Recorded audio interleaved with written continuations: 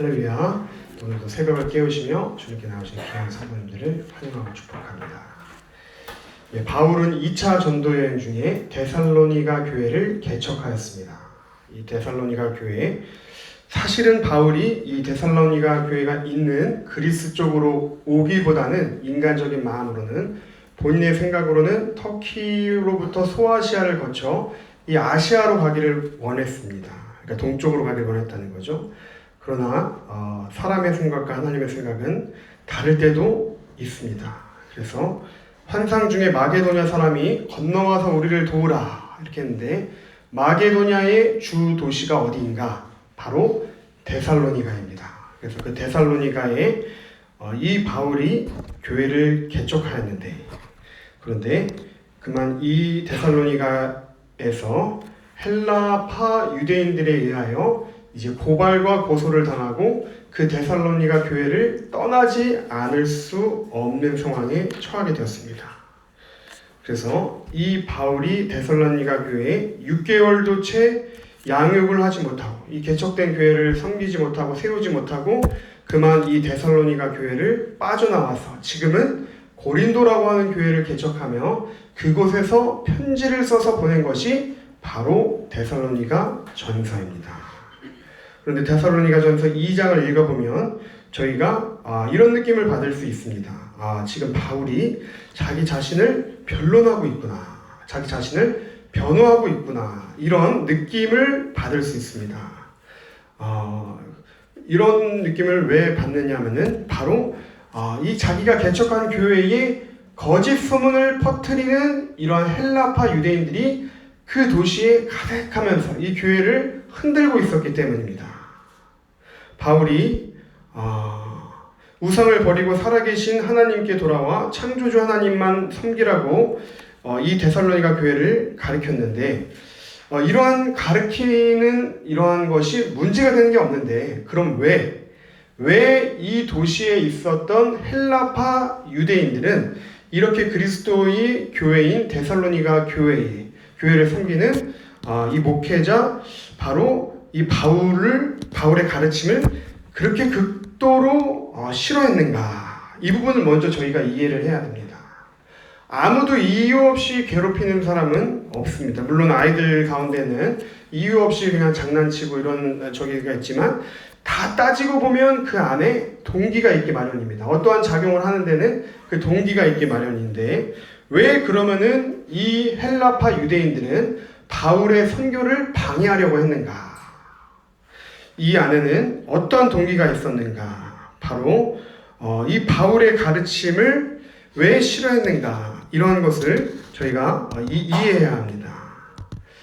그래서 바울은 이 당시에 이 로마 헬라 관리들에게 있어서 이 바울이 믿는 그리스도교나 이 바울의 백그라운드가 되었던 유대교나 다 한 무리로 보았다는 거예요. 그래가지고 지금 이 유대교 입장으로서는 바울의 선교적인 그 가르침을 그냥 내버려 두었다가는 로마 정부로부터 자기네들까지 제재를 받을까봐 어떻게든 이 유대교라고 하는 몸통으로부터 그리스도교를 완전히 분리시켜가지고 저 사람들을 이단으로 몰아야 할 필요가 있었던 것으로 보입니다. 그래서 바울의 가르침 가운데는 인간의 모든 나라는 하나님의 심판 아래 있으며 종말이 이르면 다 멸망하고 하나님의 나라가 이 땅 위에 세워진다고 하는 바울의 이 종말론, 그리고 이 종말론은 로마의 제국을 세웠던 그 이데올로기와 충돌하지 않을 수가 없었던 거예요. 그러니까 이러한 주장은 당시 로마 관리들에게 있어서는 이 사회 질서에 대한 도전으로 오해될 수밖에 없었던 것입니다. 그렇지만 실제로 바울의 가르침은 그런 것이 아니었죠. 바울은 예수님의 전통을 따라서 로마 정부에 낼 세금을 기꺼이 내라고 하였고, 그뿐만 아니라 위에 있는 권세자들에게 순종할 것을 가르쳤는데도, 그럼에도 이 바울이 가르치는 이 말씀이 오해될 수 있었던 소지가 있었던 것 같습니다. 그래서 어떻게든 이 유대교들이 이 바울이 믿는 그리스도교를 박해하고 핍박해가지고 분리시키려고 했었던 것 같습니다. 우리 인생에도 오해를 받을 때가 있습니다. 억울한 상황 가운데 처할 때가 있습니다. 그래서 어저께 바울이 어떠한 행동으로 2장 1절부터 12절까지 어떠한 행동으로 오해를 받을 때 억울한 상황에 대처하였는가. 첫 번째, 하나님께서 이러한 상황 가운데도 나의 진실함을 아신다라는 믿음. 두 번째, 내가 사람을 기쁘게 하랴 하나님을 기쁘게 하랴. 내가 오해를 받고 있지만 그럼에도 나는 끝까지 하나님이 기뻐하시는 일을 감당하겠다. 마지막 세 번째로, 그럼에도 불구하고 내가 변호를 해야 한다면 마치 아버지가 자녀를 타이르듯이, 마치 유모와 부모가 그 자녀를 권면하듯이 부드러운 태도와 어조를 유지할 것을 우리가 어제 말씀을 통하여 살펴봤습니다. 오늘 13절의 큐티의 말씀으로 시작되는데, 바울은 이러한 고발과 고소를 당하는 상황 가운데서도 감사를 고백하고 있습니다. 저희 13절의 말씀 같이 한번 읽어보겠습니다. 이러므로 우리가 하나님께 끊임없이 감사하는 너희가 우리에게 들은 바 하나님의 말씀을 받을 때에 사람의 말로 받지 아니하고 하나님의 말씀으로 받음이니 진실로 그러하도다. 예, 그렇습니다. 왜 감사를 바울이 고백했다고 합니까? 이 어려운 중에도 데살로니가 교회 교인들이 믿음을 지켰기 때문이에요. 그냥 근거 없이 감사한 것이 아니라 정말 주님 감사합니다. 이렇게 어려운 상황 가운데도 주의 공동체를, 주의 교회를 지켜주신 주님 너무나도 감사합니다. 이 새벽에 주님을 찬양합니다. 이 새벽에 주님께 감사 기도를 드립니다. 왜요? 바로 이 상황이 지금 기적과도 같기 때문이라는 거예요. 데살로니가 교회가 어떤 교회라고 했습니까? 바울이 개척한 지 6개월도 되지 않아서 떠난 교회라고 했습니다. 무슨 말씀입니까? 신생아적인 교회라는 거예요. 다른 말로 표현하면 초신자들로 구성된 교회가 데살로니가 교회였다는 것입니다. 누구보다도 핍박을 받으면 흩어지기 쉬울 것이라고 생각했던 공동체가 오늘 흩어지기는커녕 핍박 중에도 믿음을 지키고 도리어 사람의 말로 이 바울의 말을 받지 아니하고 하나님의 말씀으로 이 말씀을 받아서 말씀 가운데의 힘을 얻어가는 공동체를 바라보았던 이 바울은 마음이 너무나도 감사했던 거예요. 그냥 감사한 게 아니었습니다. 왜 감사했습니까? 바울이 전한 메시지를 사람의 말로 받지 아니하고 하나님의 말씀으로 받았기 때문입니다. 오늘 13절을 통하여, 이 새벽의 큐티를 통하여 오늘 우리는 어떠한 감사를 고백하고 계십니까? 우리의 마음 가운데 어떠한 고백이 감사로 표현되고 있습니까? 하나님, 우리의 자녀를 구원하여 주시고 하나님 신앙을 더해 주신 주님 너무나도 감사합니다. 하나님, 조상으로부터 제사와 우상 숭배가 가득했던 우리 집안과 가문을 예수 그리스도를 알게 해주셔서 모든 저주로부터 우리를 끊어주시고 주님 그리스도로 우리 가정을 구원케 해주신 주님 감사합니다. 우리가 감사를, 어떠한 감사를 표현하고 있냐는 거예요. 그래서 오늘 바울은 끊임없이 우리가 하나님께 감사함은 왜 감사했는가? 바로 사람의 말로 이 하나님의 말씀을 들은 것이 아니라 하나님의 말씀으로 이 말씀을 받은 데살로니가 교인들이 너무나도 대견하고 그들이 사랑스럽기 때문입니다. 그래서 오늘도 우리가 우리의 자녀들을 바라보고 우리 교회를 바라보고 이 나라를 바라볼 때 이러한 감사의 고백이 끊이지 않기를 원하신다는 것입니다. 그리고 오늘 17절의 말씀 저희 또 함께 읽어보겠습니다. 17절입니다. 형제들아, 우리가 잠시 너희를 떠난 것은 얼굴이요 마음은 아니니 너희 얼굴 보기를 열정으로 더욱 힘썼노라. 17절을 보면은 바울이 얼마나 이 데살로니가 교회의 교인들에 대한 그러한 애정이 가득한, 사랑이 가득했는지를 볼 수 있습니다. 자신이 개척한 교회인데 계속 머물면서 말씀으로 양육하지 못하고 챙겨주지 못하고 떠나야 했던 이 데살로니가 교회를 바라봤던 바울의 마음 얼마나 애틋했겠습니까? 그래서 17절의 말씀을 보면 얼굴과 얼굴을 마주하고 보기를 간절히 열정으로 더욱 힘썼다, 이렇게 이야기를 하고 있습니다. 그런데 여기서 17절의 말씀을 보면은 떠난 것은, 이런 떠나다라고 하는 아조 폴파니즈 쾌벤트라고 하는 헬라어가 쓰여 있는데, 이 아조 폴파니즈 쾌벤트라고 하는 원어 헬라어는 아조포라고 하는 전치사 프롬입니다. 어디로부터, 그리고 그 뒤에 전미어로 바로 올파니조라고 하는 동사가 두 개가 합성어가 돼가지고 만들어진 단어인데, 이 올파니조라고 하는 동사는 고아로 만들다, 이런 뜻이 있어요. 그래서 영어의 올판이라고 하는 고아라고 하는 뜻이 바로 헬라어 여기서부터 파생된 말입니다. 그래서 오늘 여기서 17절에서 너희를 떠난 것은 아조 폴파니즈 쾌벤트라고 하는 헬라어는 바로 수동태로 되어 있습니다. 이 말은 무슨 뜻이냐면은 바로 바울이 내가 스스로 원해가지고 이 데살로니가 교회를 떠난 게 아니라 지금 수동태로 내가 이 교회를 떠남받을 수밖에 없는 상황이었다는 것을 이야기하고 있다는 것입니다. 이 단어는 부모와 자식이 떨어져서 마치 아이가 고아가 되어버린 상태를 나타나고 있는 단어입니다. 이 동사가 수동태로 쓰였다는 것은 바울이 그렇게 분리되기를 원하지 않았고 자신이 이것으로부터 분리당한 피해자라는 뜻임을 나타나고 있습니다. 바울은 자신이 교회로부터 반강제로 분리돼가지고 자신이 고아처럼 되어버렸다고 이야기하고 있습니다. 이 말은 바울과 데살로니가 교회의 관계가 마치 부모와 자식처럼 이렇게 긴밀했음을 나타내고 있고, 그래서 지금 당한 이 이별이 매우 바울의 심령 가운데는 견디기가 힘든 것을 나타내고 있습니다.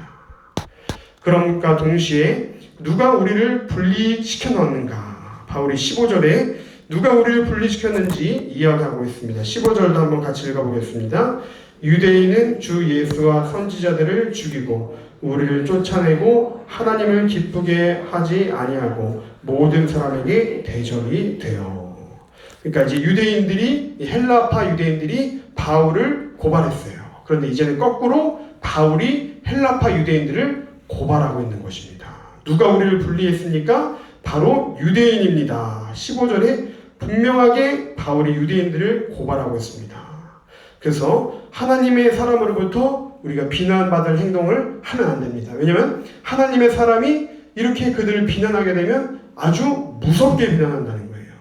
바울이 15절에 분명히 유대인들이 주 예수 그리스도를 죽이지 않았는가, 선지자들을 죽이지 않았는가. 그런데 이제는 그것으로 부족하여 우리를 쫓아내고 하나님을 기쁘시게 하지 아니하고 모든 사람의 대적이 되고 있는 이 유대인들을 너희는 정확하게 기억하라. 이렇게 데살로니가 교회에게 바울이 이제는 거꾸로 유대인들을 고발하고 있는 것입니다.